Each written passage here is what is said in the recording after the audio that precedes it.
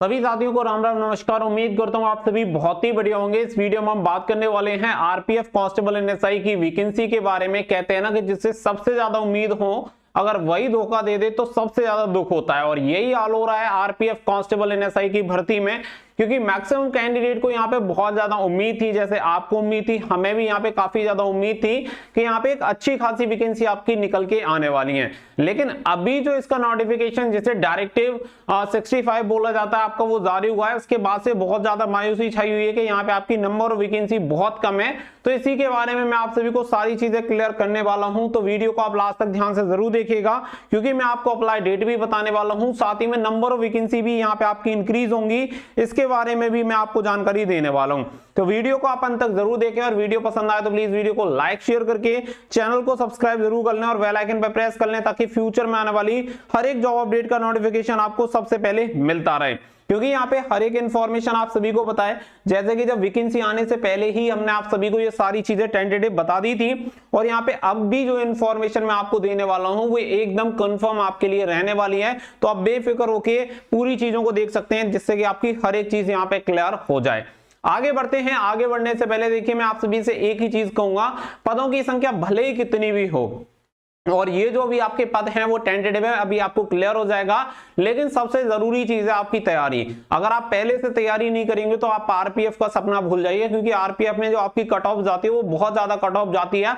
अगर आपने previous year वाली वीडियो नहीं देखी है तो जाके देख लेना, आपको पता चल जाएगा कि इसकी जो कट ऑफ होती है वो कितनी जाती है।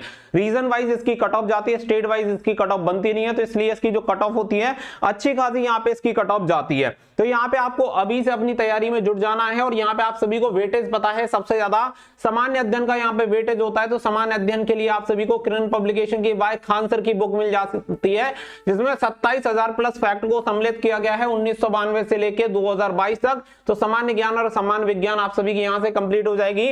बुक का लिंक आपको वीडियो के डिस्क्रिप्शन में मिल जाएगा। साथ ही में रीजनिंग की बुक, जो कि सॉल्व पेपर आपको मिल जाते हैं, 8,700 प्लस ऑब्जेक्टिव क्वेश्चन आप सभी को मिल जाएंगे 1996 से लेके अब तक। और साथ ही में मैथमेटिक्स की भी किरण पब्लिकेशन का लेटेस्ट एडिशन आप सभी को मिल जाता है, जिसमें 10,000 प्लस ऑब्जेक्टिव क्वेश्चन आप सभी को दिए गए हैं, यानी कि सॉल्व पेपर आपको मिल जाएंगे विद डिटेल सॉल्यूशन 1996 से लेके अब तक किरण पब्लिकेशन के। तो लिंक दे दिया गया है आपको वीडियो के डिस्क्रिप्शन में, क्योंकि ये तीन ही आपके सब्जेक्ट हैं, और तीनों ही सब्जेक्ट की आपको अच्छे से तैयारी करनी है, ताकि इस बार आपका सिलेक्शन हो पाए। तो यहाँ पे आगे बढ़ते हैं और चीजें आप सभी को क्लियर करते हैं। तो पहली जो पॉइंट है यहाँ पे तैयारी, वो आपको सबसे ज्यादा विशेष इसका ध्यान रखना है। बाकी की जो भी चीज बदले, लेकिन तैयारी आपकी हर हाल में बढ़िया होनी चाहिए। अब अगर हम यहाँ पे बात करें तो देखिए, ये आपका जो नोटिस जारी हुआ है, इस नोटिफिकेशन को लेके ये भी नोटिस हमने सबसे पहले आपको प्रोवाइड करा दिया था, और इवन अपनी वेबसाइट के थ्रू तो आपको बहुत ही पहले ये नोटिस मिल गया था। ये नोटिस आप सभी को बता दें कि 10 अक्टूबर को एक नोटिस जारी हुआ था। उस नोटिस में एक मीटिंग हुई थी कि आपकी जो भर्ती होगी उस भर्ती को कौन कंप्लीट करवाएगा। तो इसके बाद इस पे ये डिसीजन हुआ, और ये डिसीजन होने के बाद ये पूरा जो आपके सामने डायरेक्टिव 65, 62 है, ये यहाँ पे आपके सामने आ गया डायरेक्टिव 65। तो यहाँ पे आप देख सकते हैं कि please find enclose here with A copy of directive number 65 issue by the DG RPF regarding procedure for recruitment of sub inspector executive and the constable executive in RPF RSF which is self explanatory। तो यहाँ पे आप सभी को बता दें कि देखो, फर्स्ट फेज होना है सीबीटी एग्जामिनेशन, और सीबीटी एग्जामिनेशन ऑनलाइन का प्रोसेस, ये सारा प्रोसेस जो कंप्लीट होगा वो होगा आरआरबी के द्वारा। और जब आरआरबी के द्वारा कंप्लीट होगा तो यहाँ पे पहला जो फेज है वो आरपीएफ का, इसमें कुछ भी रोल नहीं है, इसीलिए आरपीएफ के द्वारा या डायरेक्टिव 65 इनकी तरफ से प्रोवाइड करा दिया आरआरबी को कि एट प्रेजेंट टाइम हमारे पास ये कंडीशन है, इसके अकॉर्डिंग आपको भर्ती करवानी है। बाकी का एप्लीकेशन फीस आप क्या लेंगे, ऑनलाइन कब से करेंगे, वो आपकी हेडक है। हमारी तरफ से ये सारी चीजें ये रही, आप इसके अकॉर्डिंग आप भर्ती कंप्लीट करवाइए। अब इसके अकॉर्डिंग हुआ क्या कि यहाँ पे अगर आप देखेंगे तो यहाँ पे इन्होंने वैकेंसी की संख्या भी बता दी। तो यहाँ पे वैकेंसी की संख्या देखो, तो यहाँ पे इन्होंने क्लियर बोला हुआ है, note the current round of recruitment is being done for filling up vacancies 2000 in the rank of constable and vacancies 250 in the rank of sub inspector in RPF और RPSF। तो यहाँ पे आपको बता दें कि यहाँ पे जो करंट राउंड है, यानी एट प्रेजेंट टाइम जो आपकी जो वैकेंसीज वेकेंट हैं, जो आपकी वैकेंसी खाली है उन सभी वैकेंसी का डेटा यहाँ पे आरपीएफ एंड आरपी जो आपकी आरपीएफ है इनकी तरफ से डीजी ने क्या किया, आरआरबी रिक्रूटमेंट सेल को दे दिया कि आप इनके लिए नोटिफिकेशन रिलीज कीजिए। लेकिन जब तक आप रिक्रूटमेंट नोटिफिकेशन रिलीज करेंगे हमारे पास जितनी पोस्ट यहाँ पे वैकेंट होंगी उन सभी पोस्ट को उसमें ऐड कर दिया जाएगा। और डेफिनेटली मैं आप सभी को बता रहा हूं कि जो पदों की संख्या अभी आपको रिसेंटली कितनी दिख रही है, रिसेंटली यहाँ पे 2000 प्लस आपकी 250, ये संख्या यहाँ पे कुल 2250 दिख रही है कांस्टेबल एंड एसआई को मिला के। तो यहाँ पे इसकी वजह से क्या हो रहा है कि बहुत सारे लोग डीमोटिवेट हो गए। लेकिन होगा क्या कि यहाँ पे इन पदों की संख्या को देके बहुत सारे लोग तैयारी करेंगे ही नहीं, और बाद में जब इनकी संख्या इंक्रीज हो जाएगी तो तैयारी करने के लिए समय बचा नहीं होगा। तो यही चीज यहाँ पे होने वाली है। अगर आप अपने आप को वेल प्रिपेयर रखते हैं पहले से ही कि यहाँ पे आपकी वैकेंसी की संख्या इंक्रीज हो सकती है, और इस इंटेंशन के साथ अगर आप तैयारी करेंगे तो आप ये मान के चलिएगा कि नौकरी आपको आरपीएफ कांस्टेबल में या एसआई में जरूर से मिल जाएगी, क्योंकि यहाँ पे बहुत सारी चीजें बदलेंगी। तो इसीलिए आप सभी को ये जो वैकेंसी वाला क्लॉज है अभी के लिए यहाँ पे खत्म कर देना है कि 2000 वैकेंसी है या 250 यहाँ पे वैकेंसी है, जितनी वैकेंसी हैं हमें उस वैकेंसी के साथ क्या करनी है, तैयारी करनी है। बाकी का आगे जो होगा वो मैं आपको बता रहा हूं कि आगे आप भी देखेंगे हम भी देखेंगे, यहाँ पे आपके जो पदों की संख्या होगी वो क्या होगी, इंक्रीज हो जाएगी। और ये पदों की संख्या देखो मैं ज्यादा नहीं बोल रहा हूँ, 12-13 हजार की जो एक्सपेक्टेशन थी और जो डिटेल्स निकल के आ रही थी उसके अकॉर्डिंग मैंने आपको बताई। अगर आप देखेंगे तो एक भी चीज गलत नहीं निकली है। जो मैंने टेंटेटिव डेट आपको जनवरी में दी थी, जनवरी में आपके सामने सारी चीजें निकल के आ चुकी है, तो कोई भी गलत इंफॉर्मेशन नहीं है। और अभी के अकॉर्डिंग मैं आप सभी को बता रहा हूं कि ये संख्या अभी आपकी 6 से 7 हजार के समथिंग यहाँ पे पहुंच जाएगी पदों की संख्या। बाकी का इससे ज्यादा भी वैकेंसी हो सकती है, लेकिन जो डिटेल निकल के आ रही है उसके अकॉर्डिंग लगभग आपके पदों की संख्या इतनी रहेगी। तो बाकी का फिर आपके ऊपर डिपेंड करता है कि भाई आपको 20,000 वैकेंसी चाहिए या 25,000 वैकेंसी चाहिए। और देखो सिलेक्शन ना लेने वाले और ना होने वालों का 25,000 में भी नहीं होता है, होने वालों का 2500 में भी होता है। अब ये आपके ऊपर निर्भर करता है कि आपको क्या चाहिए और कैसे आप तैयारी करते हैं। बाकी का बेस्ट जो भी चीजें हैं वो मैं आपके साथ यहाँ पे शेयर कर रहा हूं। अब इसके अलावा देखिए यहाँ पे बात आती है कि यहाँ पे एज वाली, कि यहाँ पे एज रिलैक्सेशन क्या होगा, क्योंकि आप सभी को पता है कि यहाँ पे एज क्राइटेरिया ऑलरेडी बता दिया गया है। कांस्टेबल के लिए 18 से 25 और एसआई के लिए 20 से 25। हमने भी आप सभी को पहले ही बता दिया था कि उम्र की गणना 1 जुलाई 2024 से होगी। बहुत सारे लोगों ने बोला कि भाई तुम्हें कैसे पता चल सकता है कि पहले से ही 1 जुलाई 2024 से होगी। हमें इसलिए पता है क्योंकि लगातार हमारा काम ही होता है कि जो भी भर्तियां होती है उसके रूल एंड रेगुलेशन हम कंटिन्यू देखते रहते हैं कि किसी भी भर्ती को कंप्लीट कराने के लिए उसके रूल एंड रेगुलेशन क्या है। तो कोई भी भर्ती अगर संपन्न होती है तो वो अपने रूल एंड रेगुलेशन को फॉलो करके ही होती है। इसीलिए यहाँ पे भी आरपीएफ का एक नियम है कि जिस वर्ष आपकी विज्ञप्ति जारी होगी उस वर्ष से 1 जुलाई 1 जुलाई से आपकी उम्र की गणना होगी। तो नोटिफिकेशन जिस वर्ष आपका रिलीज होगा 2024 में नोटिफिकेशन रिलीज हो रहा है तो 1 जुलाई 2024 से आपका एज काउंट किया जाएगा। तो यहाँ पे ये हो गई कांस्टेबल, ये हो गई एसआई। अब इसके अलावा यहाँ पे बच्चे अटके हैं एज रिलैक्सेशन, क्योंकि सभी जानते हैं कि भाई कोविड-19 की वजह से बहुत ज्यादा टाइम यहाँ पे वेस्ट हुआ है और बहुत लंबे समय के बाद ये वैकेंसी आ रही है। तो आप इतना मान के चलिएगा कि यहाँ पे आपको 2 से 3 ईयर का रिलैक्सेशन देखने के लिए मिल सकता है और जल्दी ये आपको सारी चीजें ऑफिशियली देखने के लिए मिल जाएंगी।